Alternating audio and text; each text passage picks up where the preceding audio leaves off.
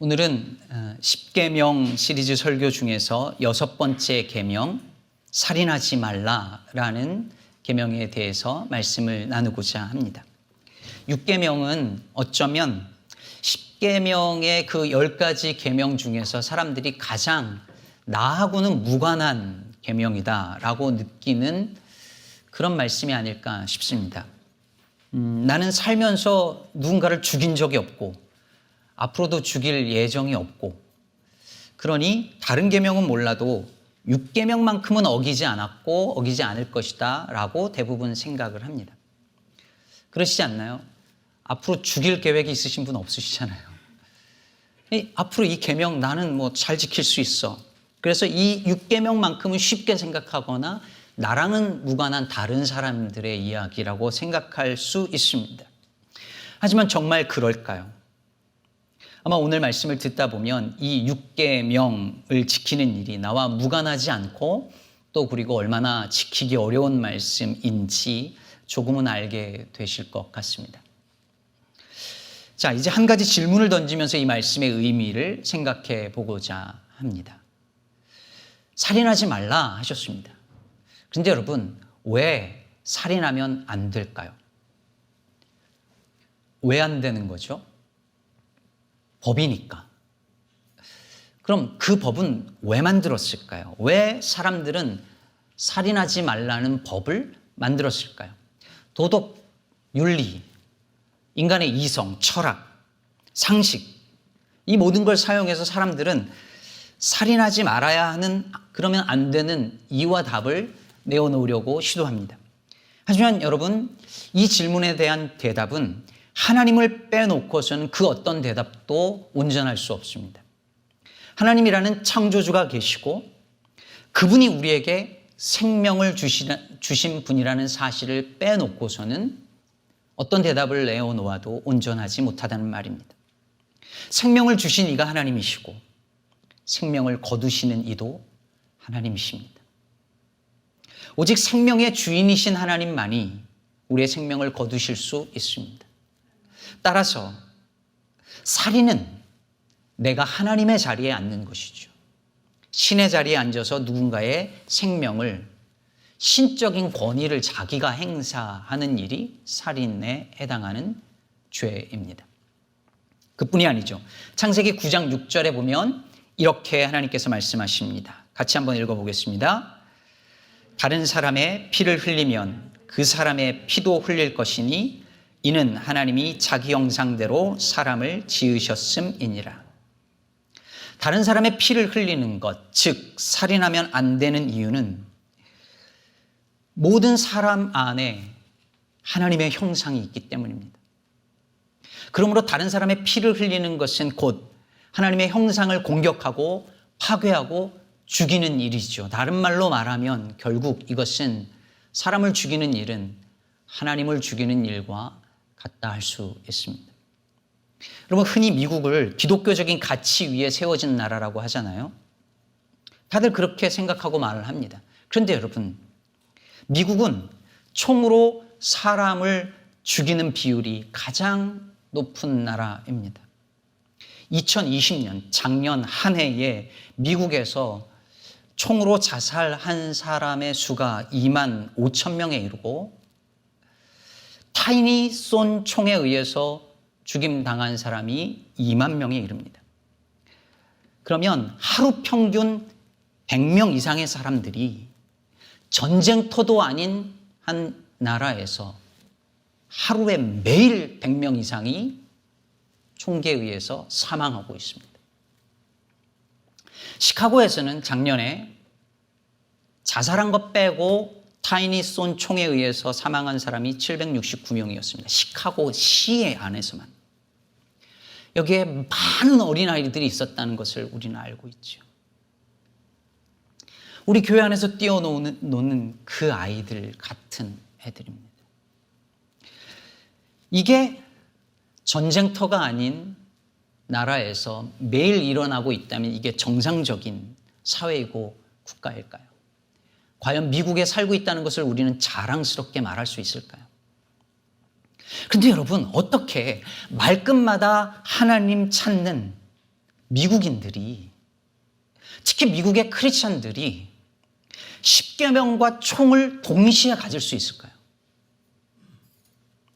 하나님 믿고 십계명을 믿는다면 총을 버리는 게 마땅한 것이고, 총을 소유하려면 십계명을 버려야지 마땅한 것인데 어떻게 미국의 크리스천들은 이 두 가지를 동시에 가질 수 있을까요? 논리적으로 이게 어떻게 가능할까요? 그것은 육계명을 이렇게 읽기 때문입니다. You shall not murder. 살해하지 말라. 여러분이 가지고 있는 대부분의 영어 성경, NIV나 ESV 보면 다 영어 번역이 이렇게 되어져 있습니다. murder, 살해하지 말라. 그러나 KJV나 ASV 버전에서는 이렇게 되어 있습니다. Thou shalt not kill. 죽이지 마라. 살인하지 마라. 그러면 살해와 살인, murder와 kill의 차이는 뭘까요? 총기 사용을 찬성하는 이들은 이렇게 말합니다. 이 구절은, 이 육계명은 고의적으로 누군가를 살해하지 말라는 말씀이지, 사형이라든지 자기를 방어하려고 누구를 죽인다든지 전쟁 중에 적군을 죽인다든지 이런 모든 종류의 살인을 금한 것은 아니다. 그러니까 you shall not murder 이렇게 번역해야 한다라고 주장합니다. 그런데 여러분, 성경 히브리 성경에 보면 살인하지 말라라고 할 때 라자흐라고 하는 단어가 쓰였는데요. 이 단어는 구약 성경에서 고의적으로 누군가를 살해할 때만 쓰이지 않았습니다.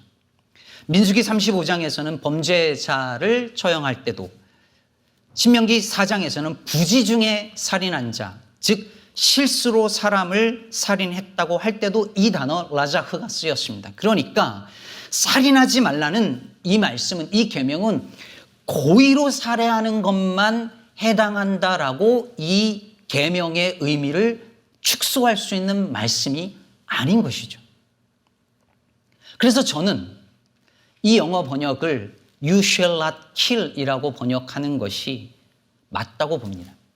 그런데 그러려고 하면 많은 이들의 반대에 부딪힐 것이고, 실제로 반대에 부딪혔고, 여러분이 가지고 있는 대부분의 영어 성경엔 그렇게 번역되어져 있습니다.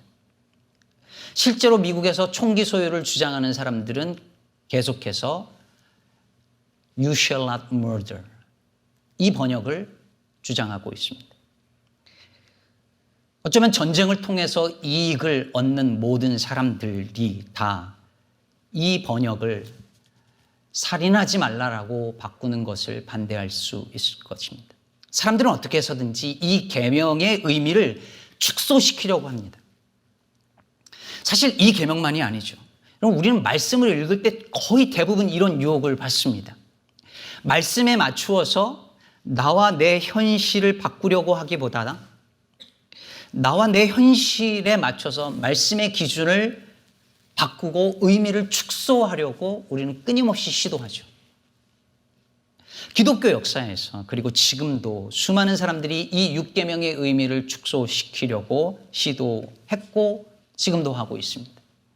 그렇지 않으면 너무 많은 사람들이 이 계명에 걸려 넘어지거든요.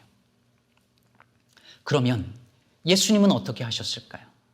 여러분, 예수님은 이 육계명의 말씀을 축소시키기는커녕 기가 막힐 정도로 확장시켜 말씀하십니다. 오늘 본문 마태복음 5장 21절 그리고 22절 주님이 이렇게 말씀하십니다. 옛사람에게 말한 바 살인하지 말라. 누구든지 살인하면 심판을 받게 되리라 하였다는 것을 너희가 들었으나 나는 너희에게 이르노니 형제에게 노하는 자마다 심판을 받게 되고 형제를 대하여 나가라 하는 자는 공회에 잡혀가게 되고 미련한 놈이라 하는 자는 지옥불에 들어가게 되리라. 여러분, 예수님은 육계명의 말씀을 절대로 축소하지 않으셨습니다. 오히려 확장해서 남에게 화를 내거나 라가, 즉 머리가 텅 빈 놈, 미련한 놈, 바보 같은 놈, 이렇게 화를 내며 말하고 함부로 말하는 것 역시 살인과 다름없고 따라서 그에 해당하는 형벌을 받게 된다라고 말씀하십니다. 그래서 이 말로 하는 이 살인 행위의 심각성에 대해서 야고보서 사도는 야고보서 3장 8절에서 이렇게 말합니다. 혀는 죽이는 복이 가득한 것이라고 말입니다. 여러분, 우리는 얼마나 자주 살면서 죽이는 복이 가득한 말로 누군가의 영혼을 정말 죽여왔을까요? 혹시 내 말에 상처받아서, 저와 여러분이 한 그 말에 상처받아서 영혼이 피폐해지고 병들어가고 죽어간 사람들은 없을까요? 아니, 얼마나 많을까요? 형제에게 노하는 자마다 심판을 받게 된다고 했는데 화가 나서 함부로 말한 적은 얼마나 많을까요? 아내에게, 남편에게, 자식들에게, 내 이웃들에게 함부로 말한 것이 오늘 주님께서 말씀하신 이 말씀 비춰볼 때 여러분 두렵지 않으신가요? 지난 한 주간은 어떠셨나요? 아니, 오늘 아침은 어떠셨나요? 도종환 시인의 화라는 시에 보면 이런 대목이 나옵니다. 욕을 참아 입 밖으로 꺼내 던지지 못하고 분을 못 이겨 씩씩거리고 오는데 들국화 한 무더기가 발을 붙잡는다. 조금만 천천히 가면 안 되겠냐고. 고난을 참는 것보다 노여움을 참는 게 더 힘든 거라고. 고난을 참는 것보다 화를 참는 게 힘들답니다. 그러니 화가 났을 때 우리는 자기를 찌르거나 남을 찔러요. 어느 심리학자 교수님 최근에 만났는데 자기를 분을 참고 그러면서 자기를 찌를 때 그게 우울증으로 간다 그러더라고요. 이게 터지면 남을 찌르는 것이고.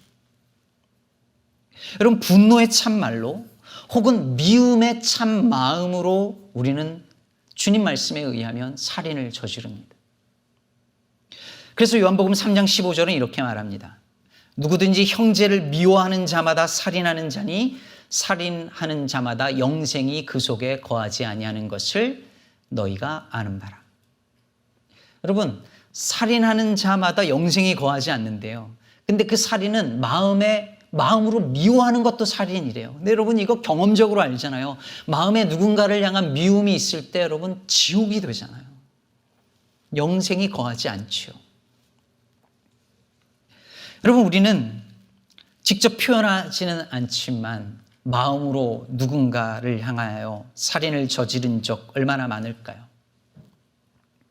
여러분 보세요. 사람들은 끊임없이 이 6계명의 의미를 축소시키려고 애를 씁니다.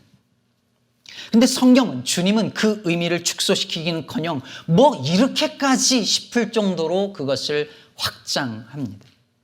사람들은 이 계명을 그냥 살해하지 말라라는 의미라면서 그 외의 죽임은 어떻게든 정당화하려고 애를 쓰지만 주님은 분노에 차서 하는 말도 미움의 마음도 살인이라고 말합니다. 왜냐하면 그것 역시 하나님의 형상을 공격하고 파괴하고 죽이는 행위이기 때문입니다. 그러므로 우리는 이 6계명을 대하면서 단지 그냥 사람을 내가 칼로 혹은 총으로 실제 살해하지 않았으니 괜찮다고 여기는 데서 머무르면 안 됩니다. 나와 우리가 이 사회 속에서 드리워진 이 죽임과 죽음의 문화에 일조하지 않았는지 돌아보아야 합니다. 시카고시에서만 매년 수백 명이 살해당하고 어린아이들이 일주일에도 몇 건씩 그렇게 사망하거나 사상자가 생겨나는 이 일들이 그냥 우리 주변에 일어나는데요. 여러분 한번 생각해 보세요. 나중에 주님께서 시카고시에서 그런 일들이 일어나고 있는 그 지역에서 불과 몇십 분 안 되는 지역에서 살아온 우리를 향하여서 그들의 피해에 대한 책임을 우리들에게 물으신다면 그때에 저는 안 죽였는데요.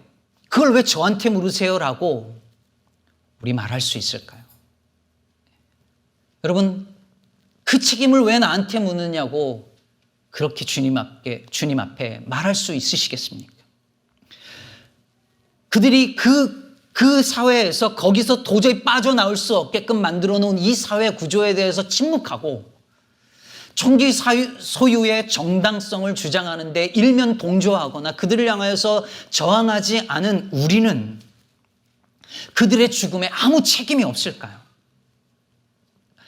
아벨의 피에 대한 책임을 하나님께서 가인에게 물으셨는데 가인의 후예로 살고 있는 우리는 아무 책임이 없을까요? 우리는 정말 주님 앞에 가서 그 죽임당한 이들의 그 죽음에 대해서 그걸 왜 나한테 물으시냐고 떳떳하게 말할 수 있을까요? 자살하는 사람들을 보며 비난하기 전에 우리는 자살하지 않아도 되는 사회를 만들기 위해서 무엇을 했을까요? 낙태와 안락사를 비난하기 전에 그런 일들이 벌어지지 않도록 이 사회를 위해서 우리는 무엇을 했을까요? 얼마 전 코로나 관련 기사 하나를 봤는데요. 미국에서 코로나19 사태로 14만 명 넘는 미성년자 아이들이 고아가 됐거나 보호자를 잃었답니다. 14만 명. 그러면 미국의 미성년자 500명 중에 1명은 고아가 됐거나 보호자를 아예 잃어버릴 위기에 놓여 있습니다. 그런데 이 아이들 14만 명의 절대 다수가 다 소수민족, 유색인종들입니다. 가슴 아픈 일이죠. 그런데 여러분들 그리고 저도 팬데믹 2년 넘게 흘러가면서 잊으신 듯 하지만 코로나 사태 초기에 수많은 사람들이 매일 막 죽어나갈 때 그때 우리 하나 깨달은 것, 배운 것 있었지 않았습니까? 이 사태가 생태계 파괴와 기후변화와 연관성이 있고 그로 인한 인간들이 만들어 놓은 재앙이라고 하는 것 우리 깨달았었지 않았습니까? 인간이 생태계를 파괴하면서 바이러스가 기후변화를 타고 인류를 공격하고 있습니다. 그렇다면 이 코로나 바이러스에 의해서 희생당한 그들의 죽음에 나는 아무 책임이 없을까요? 여러분은 자신 있으십니까? 저는 없습니다. 지구온난화의 직접적인 영향으로 3년, 5년, 아니 10년간 비를 보지 못하고 가뭄에 시달리는 마다가스카르의 사람들이 진흙이나 개미를 먹으면서 지금 생명을 유지하려고 애를 쓰고 있고 수많은 아이들이 죽어가고 있답니다. 이런 세상에서 살면서 우리는 새끼 식사 걱정하지 않고 살면서 살인하지 말라는 이 계명을 정말 지키고 있다고, 나는 이 계명으로부터 자유하다고 우린 말할 수 있겠느냐는 것입니다. 그러므로 사랑하는 여러분, 오늘 이 계명은 단순히 누군가를 죽이지 말라는 말씀이 아니라 이 죽임의 문화 속에서 죽어가는 사람들을 살려내라는 말씀입니다. 살리라는 말씀입니다. 누군가가 죽임당하고 있는 이 세상의 이 미친 현실에 대해서 더 이상 놀라지도 않고 슬퍼하지도 않고 충격도 받지 아니하는, 신문을 펴서 아침에 또 누군가가 죽었다는 이야기를 들어도 그런가 보다 하고 지나가는 이 말도 안 되는 미친 세상 속에서 생명을 소중하게 여기고 사람을 살리는 일에 헌신하라고 주님께서 오늘 우리를 부르고 계시다는 말씀입니다. 여러분, 한자로 생명은 살아있으라는 명령이랍니다. 생명, 살아있으라는 명령. 지난주에 내 부모를 공경하라는 말씀 전하면서 우리에게 부모가 있다라고 하는 사실은 우리의 생명이, 우리의 삶이 우리가 만들어내고 일구어지기 전에 우리에게 주어진 것이다. 그래서 우리의 생명은, 우리의 삶은 선물이고 은총이다 말씀드렸습니다. 여러분, 우리에게 생명이 주어질 때 하늘의 명령도 동시에 주어지는 거예요. 살아있으라. 그래서 에스겔서 16장 6절도 말합니다. 너는 피투성이라도 살아있으라. 따라서 살인하지 말라는 계명은 살려내라는 명령이기도 합니다. 피투성이라도 살려내라는 명령이며 죽임의 문화를 살림의 문화로 바꿔내라는 명령입니다. 여러분, 오늘날 아이들이 하는 게임을 보세요. 누군가를 죽이는 것이 장난이고 놀이고 게임이 되었습니다. 이제 그게 그냥 낯설지 않죠. 봐도 아무렇지도 않죠. 사람을 총으로 겨냥합니다. 클릭 한 방이면 눈앞에서 사람이 피를 흘리며 죽습니다. 난사하면 수십 명, 수백 명이 그 자리에 죽습니다. 기술의 발달로 이제는 사람을 죽이는 장면이 더 실감나게 되었습니다. 현실과 가상 공간의 경계가 점점 모호해지면서 사람을 죽인다라고 하는 것이 더 실제적으로 다가옵니다. 그런데 게임입니다. 놀이입니다. 이 아이들이 자라면서 정말 생명을 소중하게 여기고 타인의 아픔을 내 아픔으로 여기는 사람으로 자라날 수 있을까요?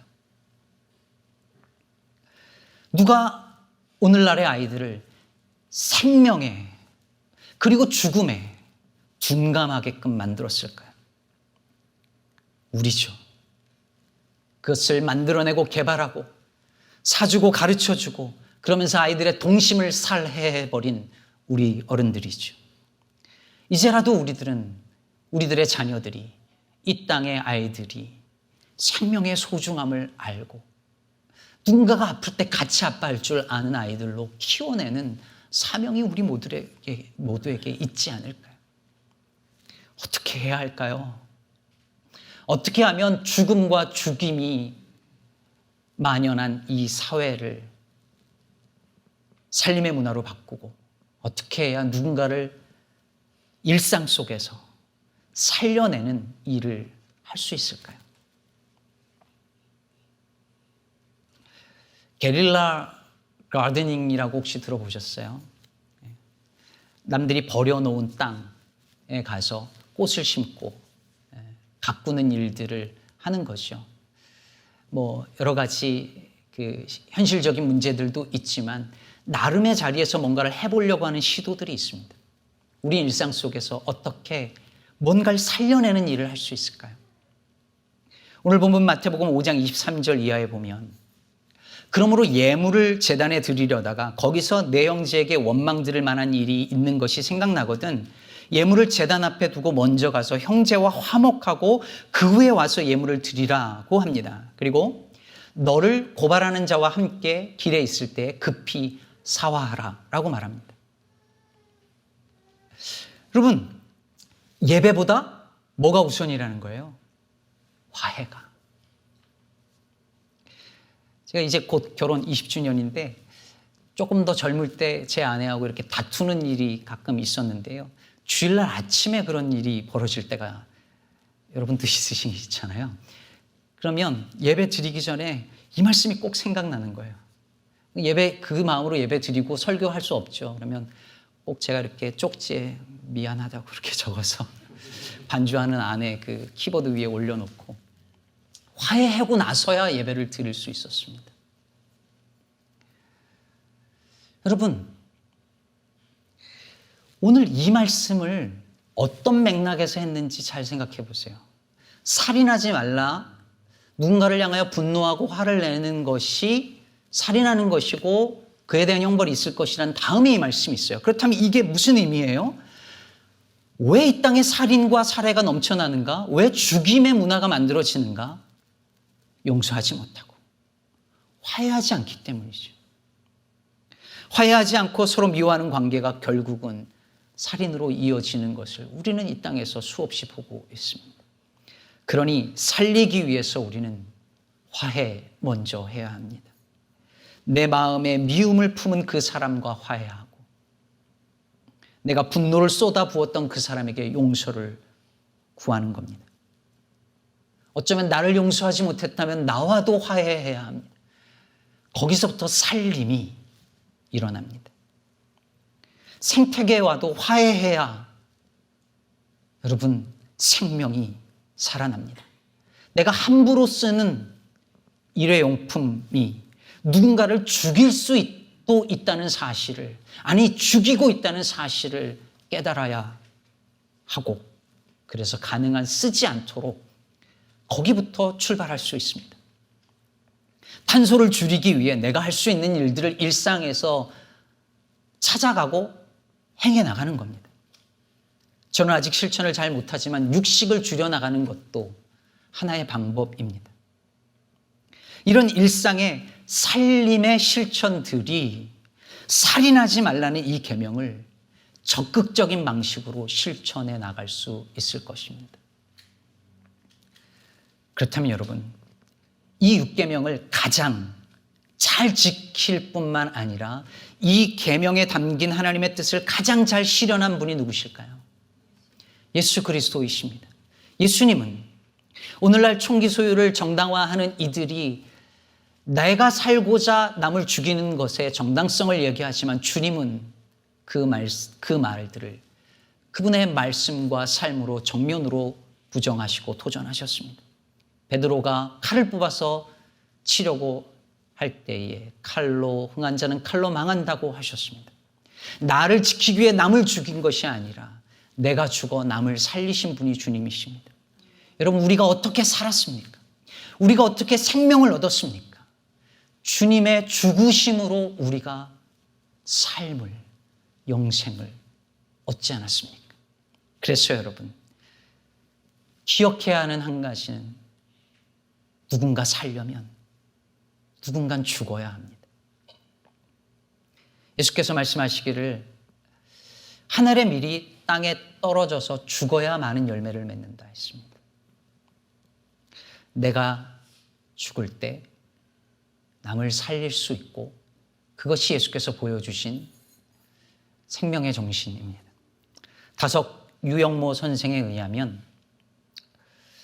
사람이라는 말은 삶이라는 말에서 왔고, 삶은 살다라는 말에서 왔고, 살다라는 말은 사르다라는 말에서 왔답니다. 사르다는 말은 불사르다 할 때 그 사르다입니다.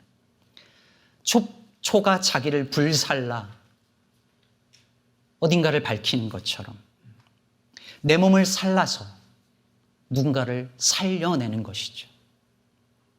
예수께서 당신의 몸을 살라 우리를 살리셨던 것처럼 내 편함을 포기하고 내 자존심을 죽이고 나를 사르고 나를 희생할 때에 누군가가 살아납니다. 정현종 시인은 회심이여 라는 시에서 이렇게 노래합니다. 나 살리니 너 살고 너 살리니 나 사는 회심이여. 회심이라고 하는 것은 나만 사는 것이 아니라 너와 내가 같이 사는 것이라 말합니다. 너를 살리는 것이 곧 내가 사는 것이라 말합니다. 그러니 사랑하는 성도 여러분, 살아야 합니다. 피투성이라도 사십시오. 정말 죽겠다 싶을 정도로 힘들고 고통 속에서 하루하루 버티며 사는 분들, 피투성이라도 사십시오. 주님의 명령입니다. 이 말씀 붙들 때 주께서 살 힘 주실 것입니다. 나아가 나만 사는 것이 아니라 다 같이 살아야 하고 살려야 합니다. 죽어가는 영혼을 살리고 복음으로 살려내고 고통받는 이웃을 살려야 하고 죽어가는 생태계를 살려내는 것이 그리스도의 제자로 살아가는 우리들을 향한 주님의 부르심이고 사명입니다. 그러니 사랑하는 여러분, 살리기 위하여 내가 죽고 내가 썩어지고 그래서 남을 살리고 교회를 살리고 세상을 살리는 저와 여러분 되시기를 바랍니다. 저와 기쁨의 교회 모든 성도들이 부디 살아서 살리는 믿음의 공동체 되기를 주의 이름으로 축복합니다.